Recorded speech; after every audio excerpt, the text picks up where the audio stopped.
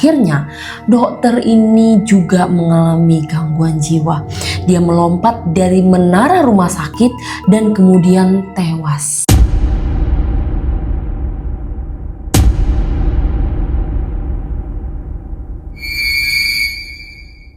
Halo Wak, terima kasih udah mau singgah di videoku. Apa kabar kalian semuanya Wak? Semoga kita sehat-sehat ya. Wak, pernah kepikiran nggak? Kalau ternyata di berbagai belahan dunia ada pulau yang bukan cuma indah Wak, tapi juga punya cerita unik yang agak bikin merinding. Bukan merinding yang gimana sih, lebih ke rasa penasaran aja. Kayak kok bisa ya sebuah pulau menyimpan kisah masa lalu yang sampai sekarang masih jadi pembahasan banyak orang. Ada pulau yang dulunya dipakai jadi tempat karantina, ada yang menjadi tempat pembuangan, bahkan ada yang ditinggal begitu saja sampai menimbulkan suasana misterius. Jadi, malam ini aku mau menceritakan 4 pulau yang menurutku cukup misterius, Wak. Pastikan kalian dengarkan sampai habis. Tanpa berlama-lama lagi, sekarang kita masuk aja ke ceritanya.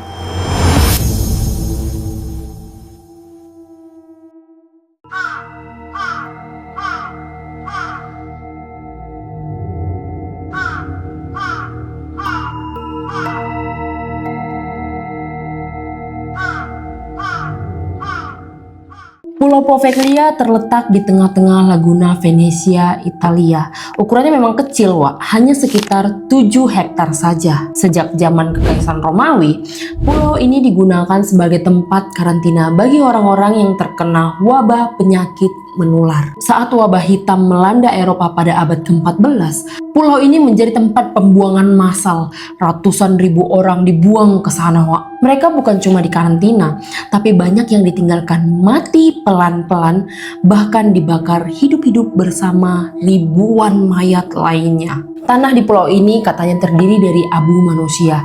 Diperkirakan lebih dari 160.000 jiwa meninggal di Poveglia, Wak. Suasananya sunyi dan dingin, seolah-olah pulau ini masih menyimpan semua jeritan kesakitan dari masa lalu. Di awal tahun 1900-an, pemerintah Italia membangun rumah sakit jiwa di pulau ini, Wak. Alih-alih menyembuhkan, rumah sakit ini malah menjadi tempat penyiksaan.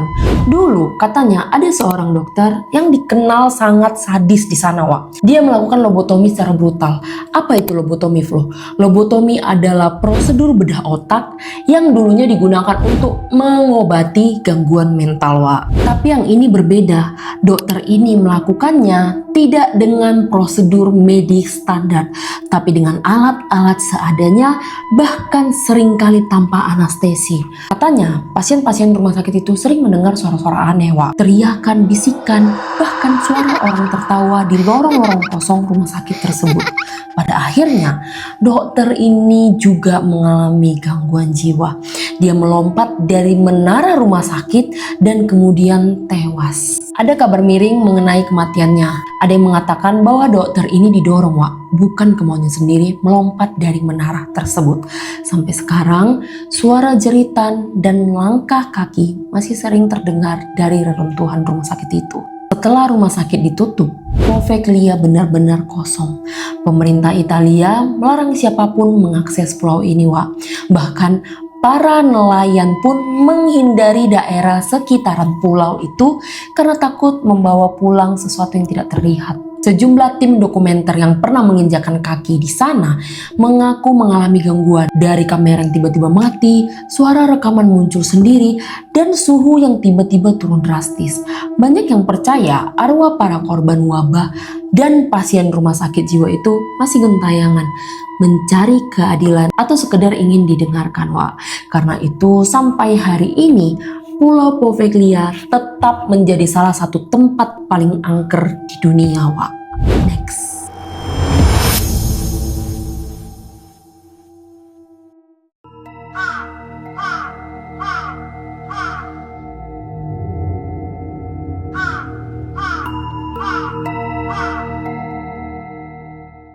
Isla de las Monecas atau Pulau Boneka terletak di selatan kota Meksiko di Kanal Xochimilco, kawasan yang dikenal dengan perahu-perahu warna-warni bernama Trajinera. Pulau ini terletak sekitar 20 km dari pusat kota Meksiko, Wak. Cerita menyeramkan ini bermula dari seorang pria bernama Don Julian Santana Barrera. Di tahun 1950-an, Don Julian memilih hidup menyendiri di pulau kecil ini.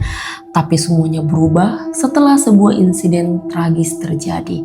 Don Julian mengklaim bahwa dia melihat seorang gadis kecil tenggelam di kanal dekat pulau itu. Tak lama setelah itu, ia menemukan sebuah boneka mengapung di air dan percaya bahwa itu adalah milik gadis yang tenggelam itu. Rasa dihantui oleh roh si gadis kecil itu, Don Julian mulai menggantungkan boneka-boneka di seluruh penjuru pulau sebagai bentuk perlindungan dari roh jahat.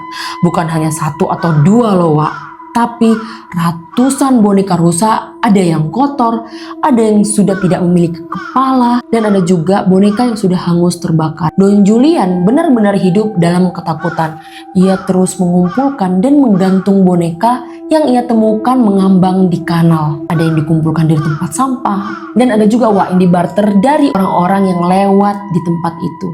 Ia percaya semakin banyak boneka, semakin kuat perlindungan terhadap roh jahat. Namun yang bikin merinding, banyak pengunjung yang mengaku boneka-boneka itu menggerakkan mata mereka sehingga orang yang berkunjung ke sana merasa sedang diperhatikan oleh boneka-boneka itu, Pak. Yang membuat cerita ini makin menyeramkan lagi adalah cara Don Julian meninggal dunia. Pada tahun 2001, ia ditemukan tewas tenggelam di tempat yang sama di mana dulu ia percaya gadis kecil itu tenggelam. Banyak yang menganggap kematiannya adalah bentuk penjemputan roh yang menghantuinya selama bertahun-tahun. Next.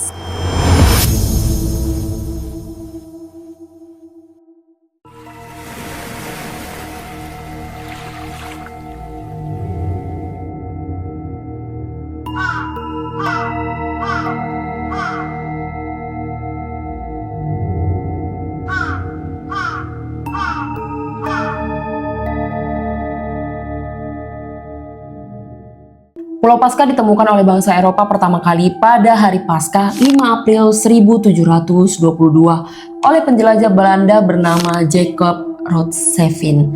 Namun jauh sebelum itu, sudah dihuni oleh masyarakat Polinesia sejak sekitar tahun 800 sampai 1200 Masehi.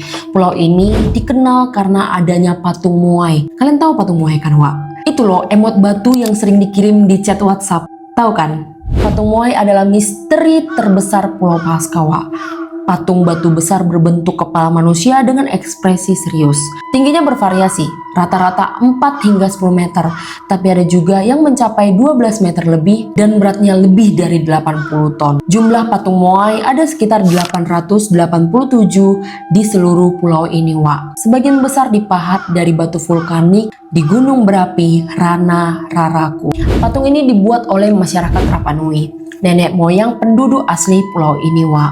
Dipercaya dibangun antara tahun 1250 sampai 1500 Masehi. Patung Moai diyakini mewakili leluhur penting atau kepala suku di pulau itu, Wak. Berfungsi sebagai penjaga spiritual yang dipercaya memberikan kekuatan dan perlindungan bagi para penduduk. Moai umumnya menghadap ke arah dalam pulau seolah-olah mengawasi desa yang mereka lindungi, Wak. Banyak yang mengira Moai hanyalah kepala, padahal sebenarnya mereka punya badan penuh yang terkubur tanah selama berabad-abad. Beberapa Moai memiliki topi merah besar yang disebut pukao. Topi merah ini melambangkan rambut atau mahkota mereka. Cara memindahkan patung raksasa ini sampai sekarang masih menjadi misteri besar, Wak. Bagaimana masyarakat kuno memindahkan batu seberat puluhan ton tanpa teknologi modern? Ada yang mengatakan menggulingkannya dengan balok kayu, menyeretnya menggunakan tali dengan tenaga manusia. Teori yang paling populer, Moai ini berjalan, digoyangkan sedikit demi sedikit ke depan seperti sedang menari. Dulu, pulau ini hijau, dan sangat subur, tapi hutan ditebang besar-besaran untuk membangun dan memindahkan patung Moai ini. Akibatnya tanahnya menjadi tandus, gagal panen, bahkan konflik antar suku pun terjadi. Pulau Paskah ini menjadi lahan subur buat teori-teori gila, Wak.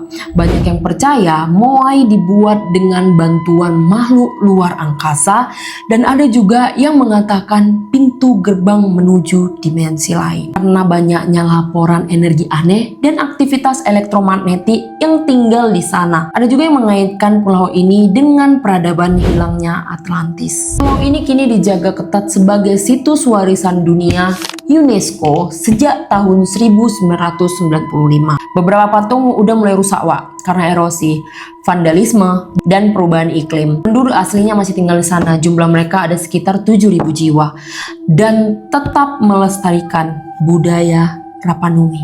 Next.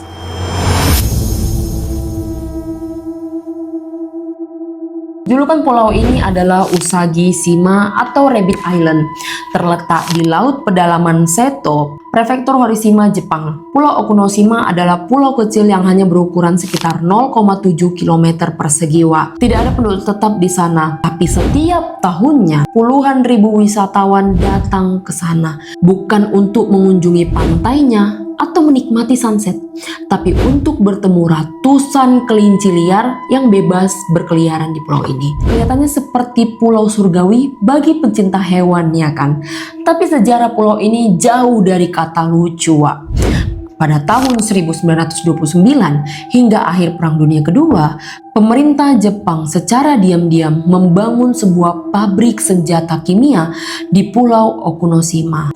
Pulau ini dipilih karena lokasinya terpencil dan cukup jauh dari pemukiman dan sangat cocok untuk aktivitas rahasia militer. Pulau ini menjadi tempat produksi besar-besaran gas beracun, terutama gas mustard dan gas beracun lainnya yang digunakan dalam konflik militer Jepang. Para pekerja yang dipekerjakan di sana seringkali tidak diberitahu bahwa mereka sedang memproduksi zat berbahaya, Wak. Banyak dari mereka akhirnya mengalami kerusakan paru-paru, kerusakan kulit, dan kerusakan organ dalam. Banyak yang meninggal diam-diam tanpa mendapatkan perlindungan atau mendapat kompensasi sedikit pun. Pulau ini dihapus dari peta Jepang selama masa perang untuk merahasiakan keberadaan pabrik itu, Wak. Setelah perang selesai, pasukan sekutu menghancurkan banyak dokumen dan fasilitas. Tapi sisa-sisa bangunan dan reruntuhan pabrik masih bisa ditemukan sampai saat ini. Dari pulau gas beracun jadi pulau kelinci. Dari mana asalnya kelinci-kelinci ini, Flo? Ada beberapa teori soal asal-usul kelinci di Pulau Okunoshima, Wak. Diduga beberapa kelinci digunakan untuk pengujian senjata kimia, lalu dilepaskan ketika fasilitas ditinggalkan. Tapi ini tidak terbukti secara ilmiah, Wak, karena kelinci-kelinci itu tidak menunjukkan efek biologis dari bahan-bahan kimia tersebut. Teori lain menyebutkan bahwa ada 8 ekor kelinci peliharaan yang dilepaskan oleh sekelompok anak sekolah pada tahun 1971, dan dari sanalah populasi kelinci berkembang biak semakin banyak. Bangunan tua bekas pabrik senjata kimia dibiarkan terbengkalai dan ditumbuhi tanaman liar. Tidak bisa dimasuki, tapi bisa dilihat dari luar.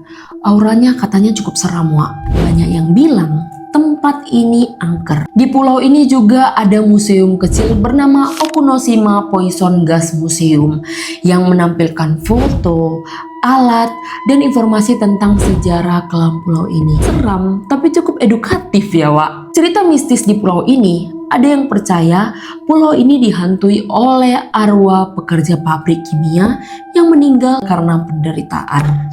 Beberapa pengunjung mengaku mendengar suara tangisan atau langkah kaki dari sisa-sisa reruntuhan saat malam hari. Ada juga yang percaya bahwa kelinci-kelinci di sana adalah jelmaan arwah, makanya mereka menjaga pulau itu, Wak. Teori lain menyebutkan masih ada bahan kimia aktif yang tertanam di dalam tanah sehingga dianggap berbahaya untuk digali lebih dalam.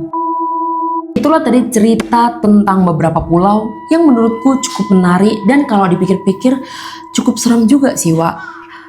Pulau yang berisi boneka-boneka terbengkalai, yang matanya udah nggak ada, yang kepalanya udah nggak ada, terus yang udah bekas terbakar pun dipajang. Terus ada juga yang isinya semuanya kelinci. Gimana kalau beneran itu jelmaan arwah? Menurut kalian gimana? Ada nggak pulau yang kalian tahu lebih seram dari pulau-pulau yang kusebutkan tadi? Coba komen di kolom komentar ya, Wak. Oke, sampai di sini cerita hari ini. Oh iya, kalau kalian ada saran-saran atau ide-ide aku mau bahas apa di next video, kalian boleh komen di kolom komentar ya, Wak. Kalau kalian suka dengan video ini, jangan lupa pencet tombol like-nya, pencet tombol subscribe dan lonceng notifikasi supaya kalian dapat notifikasi kalau aku upload video baru ya, Wak. Masih banyak informasi menarik dan menegangkan yang pengen kali ku share buat kalian. Sampai ketemu di video berikutnya, Wak. Dadah.